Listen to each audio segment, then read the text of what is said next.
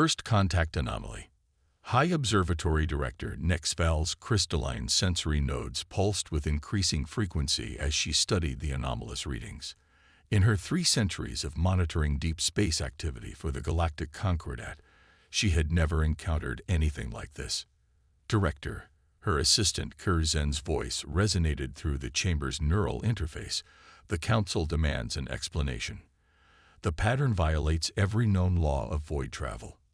The massive detection array that encircled the Concordat's central worlds had picked up something unprecedented. A single vessel approaching from unexplored space. But it wasn't the solitary nature of the ship that caused Nexval's crystalline form to vibrate with uncertainty. It was everything else about it. Display full spectrum analysis, she commanded. The chamber's walls transformed into a 3-dimensional representation of the sensor data. The vessel, if it could even be called that, appeared to exist in a state that defied conventional physics. Its energy signature didn't merely fluctuate. It seemed to dance between different fundamental forces, as if the ship was conducting an orchestra of quantum fields. The Council's military advisors are suggesting an immediate defensive response, Kurzen reported. They claim any species advanced enough to build such a vessel must have hostile intent. Why else send only one ship? Nexval's form shifted through various crystalline configurations as she processed this suggestion. If their intent was hostile, she reasoned, why announce their presence at all? Our detection grid didn't find them. They deliberately made themselves visible to us. The vessel's approach continued to confound their most sophisticated analysis systems. It didn't use any known form of propulsion. Instead, space itself seemed to ripple around it, as if the fabric of reality was being gently persuaded rather than forced. We're receiving a transmission, Kurzen announced suddenly. It's different from standard protocols. The message materialized in the chamber not as a conventional hologram or data stream, but as a pattern of light that seemed to emerge from the space between spaces. A human figure appeared, but the image had a quality that made Nexval's scientific training struggle to categorize it. It wasn't a projection or a recording. It felt more like a window into another reality. Greetings, Galactic Concordat. The figure spoke, somehow perfectly intelligible despite using no known translation technology. I am Captain Maya Redwood of the Earth vessel Quantum Dreamer. We represent humanity's first official contact with your civilization. Nexval noticed something extraordinary. The transmission wasn't being broadcast from the approaching vessel. Rather, it seemed to exist simultaneously at every point in space between the ship and the observatory, as if distance itself was an obsolete concept. Our scans indicate your civilization has achieved remarkable things through the mastery of what you call conventional physics. Captain Redwood continued. We come offering a different perspective on reality. One that our species discovered when we stopped trying to conquer the laws of nature and learned instead to dance with them. The image shifted, showing the human vessel in its entirety. It was beautiful in its simplicity, a series of interconnected rings that seemed to phase between different states of matter. There were no visible weapons, no shield generators, no massive engine arrays. It looked less like a ship and more like a question posed to the universe. We understand our approach may cause concern, Redwood acknowledged. A single vessel, operating in ways your sensors struggle to classify. But we chose this method deliberately. What better way to demonstrate our philosophy than to show that the impossible becomes possible when you change how you think about it? Nexval made a decision. Against all protocol, against the frantic warnings of her military advisors, she opened a direct response channel. Captain Redwood, she transmitted, her crystalline form glowing with scientific curiosity. Your vessel's operation appears to violate dozens of fundamental physical laws. The human captain smiled. Director Nexval, laws are just our way of describing what we observe.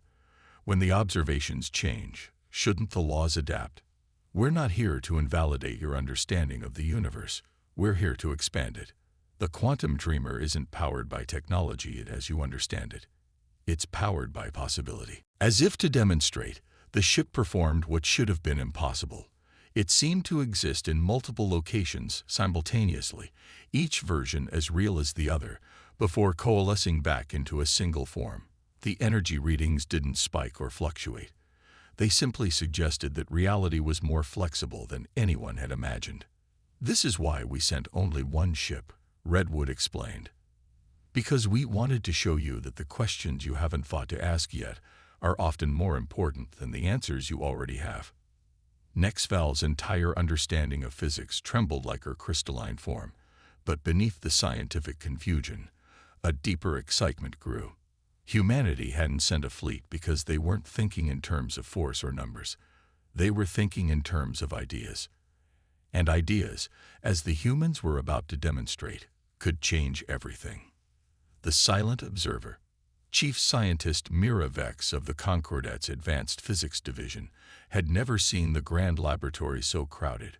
Representatives from 30 different species crowded the observation deck, their varied forms creating a living tapestry of galactic diversity. All eyes, sensors, and sensory apparatus were fixed on the human vessel now floating serenely in the massive research dock. The quantum dreamer defied conventional analysis. Every instrument they pointed at it returned contradictory readings. It seemed to exist in a state of quantum superposition on a macro scale, something their physics had deemed impossible. "Approaching for close-range scanning," announced Dr. Talrin, his gelatinous form rippling with excitement as he guided their most advanced diagnostic probe toward the ship's hull. The probe never made it. As it neared the vessel, space itself seemed to curve gently around it, depositing the probe back at its starting position. "Fascinating." Captain Redwood's voice came from everywhere and nowhere. She stood on the observation deck with them, though no one had seen her enter. "Your probe is attempting to measure our ship using principles that don't apply to its operation. It's like trying to measure temperature with a ruler." Mira Vex's tendrils coiled in frustration. "Then how do we begin to understand it?" "Perhaps," Redwood suggested, "we should start with a question. What if the universe isn't made of rules to be broken, but patterns to be understood?" The human captain gestured, and suddenly the laboratory itself seemed to expand. The walls became transparent, revealing not the station's exterior, but what appeared to be the fundamental fabric of reality itself. Strains of probability danced through dimensions that shouldn't have been visible to the naked eye. "Humanity spent centuries trying to force our way through space," Redwood explained. "We built bigger engines, stronger shields, more powerful weapons. But then we had an epiphany. What if we were approaching it all wrong? What if space wasn't an obstacle to be overcome, but a partner to be understood?" She touched something invisible, and the quantum dreamer began to sing. There was no other word for it. The ship emitted harmonics that resonated not through air, but through reality itself.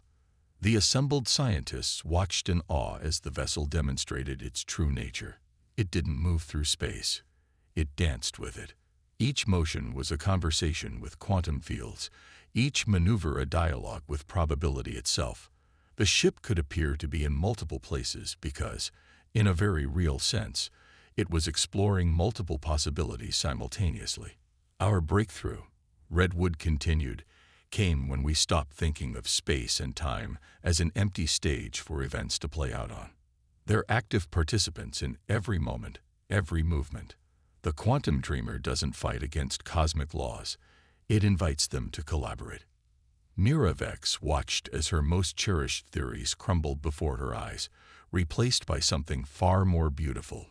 "You're not using technology as we understand it at all, are you?" "In a sense, we're using the oldest technology there is," Redwood smiled. "The universe's own operating system. We just had to learn its language." The demonstration continued, each moment revealing new impossibilities. The ship could shift its mass at will, not by adding or subtracting matter, but by negotiating with gravity itself. It could transfer information instantly across vast distances, not by sending signals, but by taking advantage of the fact that at a quantum level, separation is an illusion. But it was the ship's defensive capabilities that truly shocked them. When Talrin accidentally activated an experimental weapon, the energy beam didn't impact against shields or armor. Instead, the attack simply ceased to have ever been fired. The probability of its existence gently shifted to zero. "This is why we sent one ship," Redwood explained as the stunned scientists tried to process what they'd seen. "Because once you understand that reality is a conversation, not a confrontation, you realize that numbers don't matter. What matters is what you have to say." The implications were staggering. Humanity hadn't just developed new technology. They'd fundamentally reimagined their relationship with the cosmos. Their ship wasn't a vessel in any conventional sense. It was a question asked of the universe, and the universe had answered. As the demonstration concluded, Miravex realized that everything was about to change. The Concordat had built its civilization on the principle of mastering natural laws. Humanity had shown them that true mastery came not from control, but from cooperation. The quantum dreamer hung silently in the dock, its rings slowly phasing between states of matter, a living demonstration that the impossible was merely the improbable viewed from a different perspective. And this, Miravex realized, was just the beginning. Ripples of change. The Grand Council chamber of the Concordat buzzed with an energy not seen in centuries. Representatives from 1,000 worlds filled the spiral tiers, their debates echoing through the vast space. At the center of the storm stood Supreme Chancellor Zixven, her crystalline form refracting light in patterns that reflected her inner turmoil. "The humans have offered to share their understanding with us," she addressed the assembled delegates, her voice carrying to every corner of the chamber. "What their conditions are unusual." The holographic display activated, showing the quantum dreamer performing what many still considered impossible. The ship split into multiple quantum states, each version equally real, before merging back into one. A demonstration that had become almost routine in the weeks since humanity's arrival, yet still inspired awe. "They refuse to simply give us their technology," growled Ambassador Krell of the Militant Worlds Collective, his scaled hide darkening with frustration. "They insist we must learn to see differently first." "This is clearly a delaying tactic." Captain Redwood appeared in the chamber, again without using any visible means of transport. The human's presence had become both fascinating and unsettling to many council members. Her ability to simply be where she needed to be, as if physical distance was merely a suggestion. "If we gave you our ships without the understanding behind them," she explained calmly, "they would be useless to you. Worse than useless, dangerous. Imagine giving faster-than-light technology to a species that still thinks the world is flat. The hardware without the perspective would be catastrophic." The debate intensified. Some worlds, led by the science-focused Luminary Collective, argued for accepting humanity's offer of gradual knowledge exchange. Others, particularly those with significant military investments, saw it as a threat to their power structure. "Look at what happened just yesterday," interjected First Speaker Raoul of the Commerce Worlds. The display shifted to show footage of a dramatic incident at the outer trading posts. A notorious pirate fleet had attempted to raid a convoy, only to find their weapons refusing to fire. Their ships gently but firmly relocated back to their starting positions.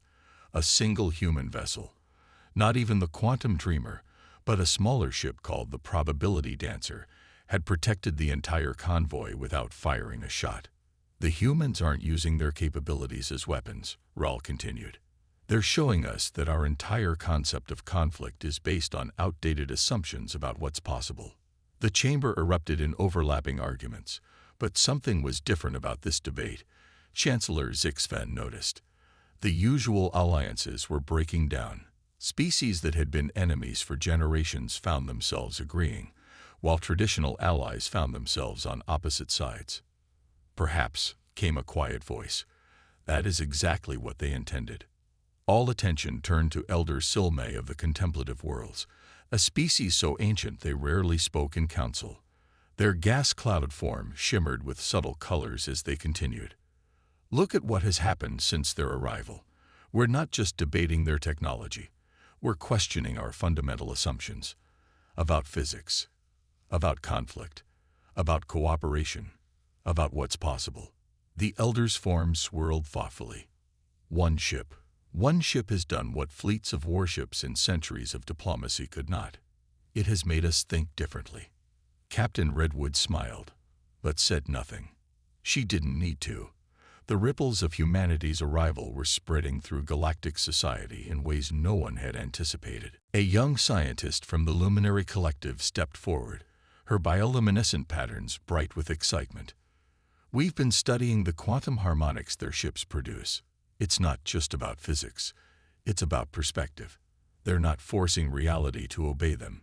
They're working with it. And here's the fascinating part.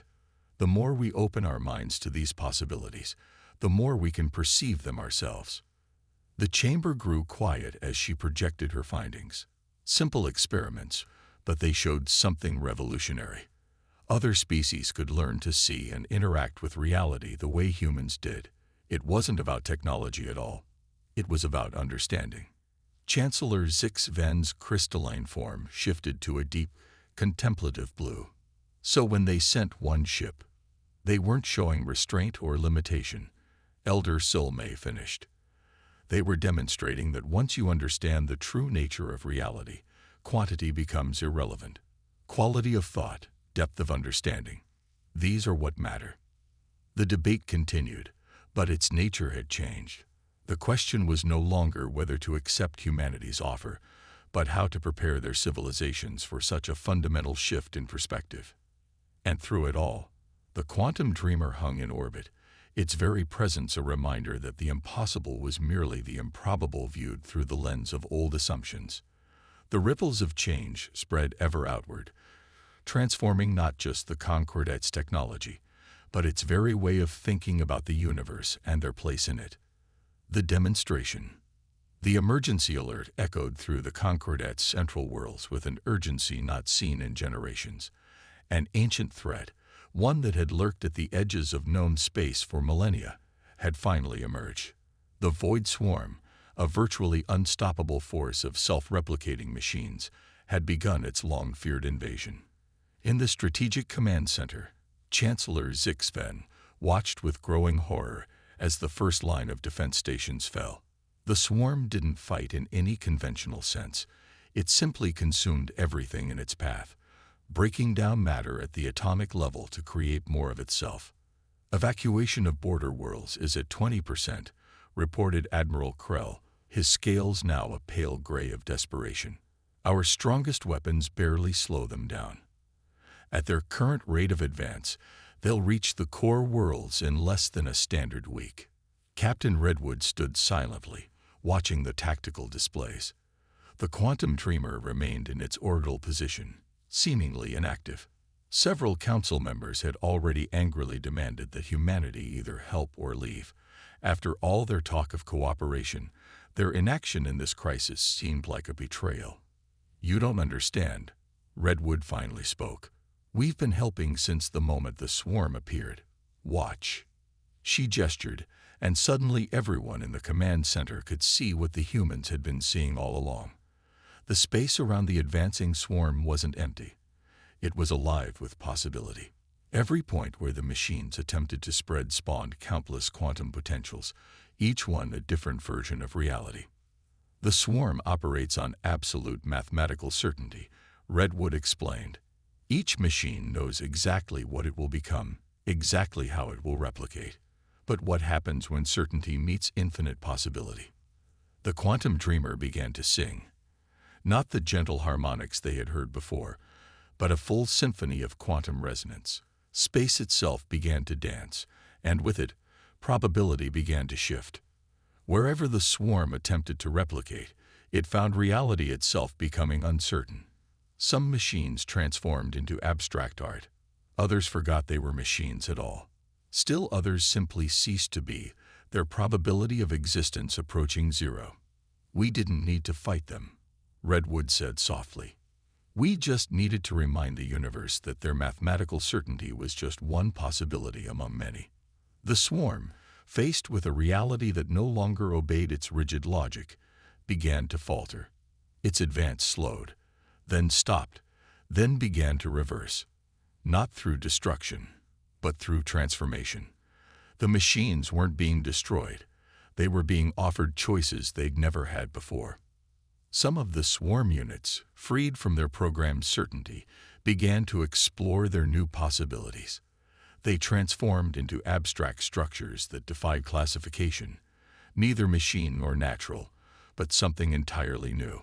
Others simply dissipated, their energy returning to the quantum foam of space itself. This is the true power of what we've been trying to teach you, Redwood addressed the stunned command staff.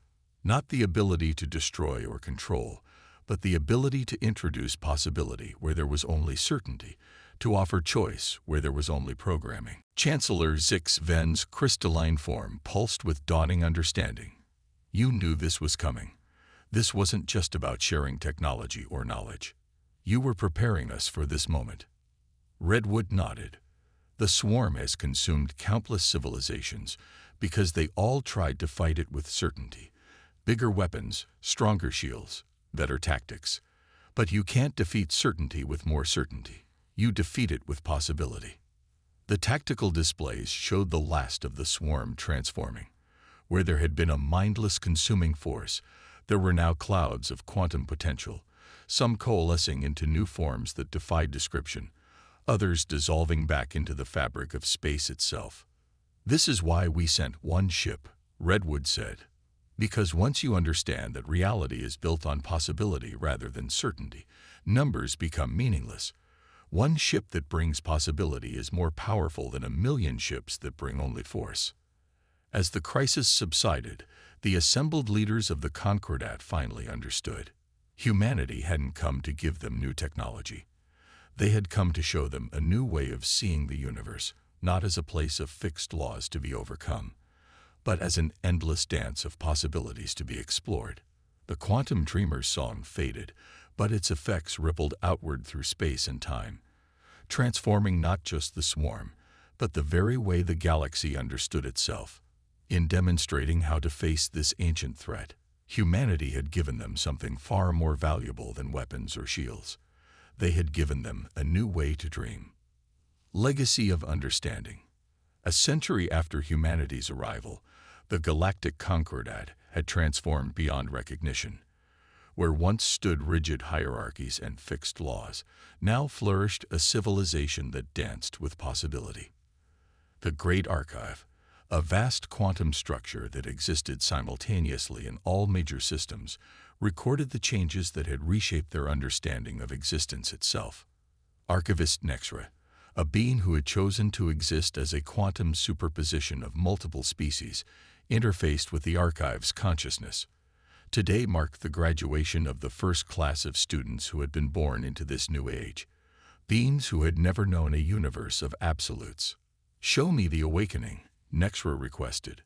The archive responded, unfolding memories of the decades following the Void Swarm's transformation. The images flowed like water. The first non-human ships to achieve quantum resonance, their crews learning to sing with space-time itself. The dissolution of traditional borders as species realized that distance and separation were illusions at the quantum level. The emergence of new forms of art, science, and philosophy that blended the physical and the possible. In the orbital rings above New Earth, the quantum dreamer still flew, now a living museum piece that continued to teach new generations. Captain Redwood had long since transformed into something else, choosing to exist as a pattern of possibilities rather than a fixed form, but her wisdom echoed through the quantum harmonics that now connected all sapient beings. "The humans never intended to remain our teachers forever," spoke Elder Silmay, their gaseous form now interpenetrating multiple dimensions at once. "They simply showed us the door. Walking through it, that was something each species had to do for themselves. The changes hadn't always been easy. Some civilizations had initially rejected the new paradigm, clinging to their certainties until they realized they were imprisoning themselves in increasingly tiny corners of possibility. Others had embraced it too quickly, losing themselves in the infinite potential until they learned to anchor their explorations in purpose and meaning. But the greatest change had come in how they faced challenges. When a tear in spacetime threatened an entire sector, they didn't try to force it closed. They taught it new ways to exist. When a dying star imperiled billions, they showed it possibilities it hadn't imagined, transforming it into something that sustained rather than destroyed. We thought humanity came to give us power, Nexra mused, their quantum state rippling with understanding. Instead, they gave us perspective. They showed us that the universe isn't a problem to be solved, but a partner in an endless dance. The archive displayed the newest discoveries, species learning to exist across multiple timelines simultaneously, civilizations exploring dimensions that had once been mere mathematical abstractions, beings choosing to become living songs in the cosmic symphony. Each advancement came not from forcing nature to comply, but from learning to see new possibilities in what had always been there. Young students now learned physics not through equations alone, but through quantum resonance meditation. They learned history not by memorizing fixed events, but by experiencing the quantum echoes of possibility that ripple through time. They learned biology by understanding life as a conversation between different forms of possibility. And yet, Nexra observed, we've only begun to scratch the surface. The humans had been right. Sending one ship had been enough. Not because of its power, but because of its message. It had shown them that the universe wasn't a vast, empty void to be conquered, but an infinite dance of possibility waiting for partners who knew how to listen. The Quantum Dreamer's original song still echoed through the quantum fabric of space, a reminder of the day humanity arrived not with a fleet of warships, but with an invitation to imagine something greater. New songs joined it daily as more beings learned to add their voices to the cosmic chorus. In the end, humanity's greatest gift hadn't been technology or power. It had been the simple, profound truth that reality itself was more magnificent, more flexible, and more alive than anyone had imagined. They hadn't needed to send more ships because one ship had been enough to carry the most important cargo of all, the possibility of possibility itself. As Nexra interfaced with students across 1,000 worlds simultaneously, teaching them to see the dance of quantum potential in every moment, they understood finally and completely why humanity had sent only one ship. Because once you learn to see the infinite in the finite, to perceive the many in the one, you realize that numbers were just another kind of limitation to transcend. The universe wasn't a battlefield to be conquered or a puzzle to be solved. It was a dance partner waiting for someone wise enough to take its hand and brave enough to learn its songs. Humanity had shown them the first steps, but the dance they were creating now belonged to everyone who dared to join in.